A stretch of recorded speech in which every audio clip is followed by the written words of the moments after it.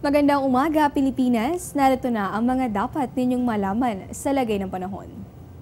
Isang low pressure area o LPA, itong ating patuloy na binabantayan sa loob ng Philippine Area of Responsibility.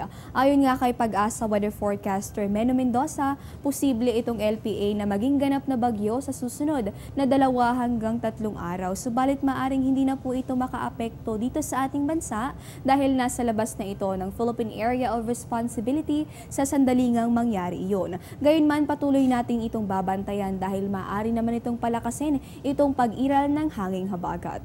At ngayong araw nga ng Biyernes, patuloy sa pag-iral itong Intertropical Convergence Zone, partikular na dito sa Visayas at sa Mindanao.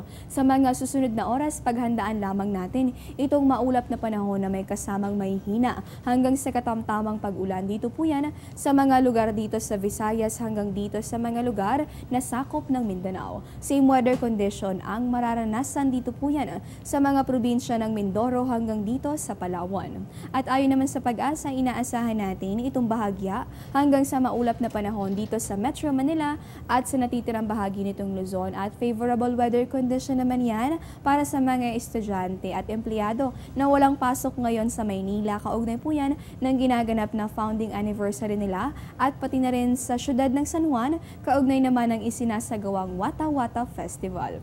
Diyan lamang po kayo, magbabalik pa kami matapos ang isang paalala.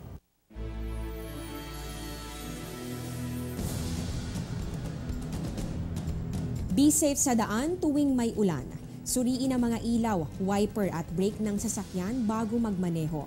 Maglagay ng toolkit at go bag sa sasakyan. Kapag malakas ang ulan, bagalan ng takbo at iwasang bumuntot sa ibang mga sasakyan. Huwag dumaan sa mataas na baha. Sa oras ng zero visibility, buksan ang fog lights.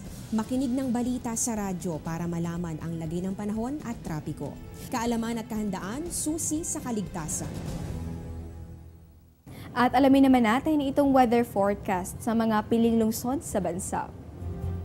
Inaasahan natin itong maulang panahon dito sa may Kalayaan Islands, Dumaguete, Rojas, Catbalogan, Tagbilaran hanggang dito sa may Surigao, General Santos at sa Dipolog. Kung kayo naman ay naandito sa may bahagi ng Cabanatuan at pati na rin sa Calapan, inaasahan natin itong pangkalahatang maaliwalas na panahon pero may tsansa pa rin na mga pulupulong pag-ulan o pagkidlat at pagkulog. Ang temperatura sa mga nabanggit na lugar yan po ay sa pagitan ng 23 hanggang sa 33 degrees Celsius.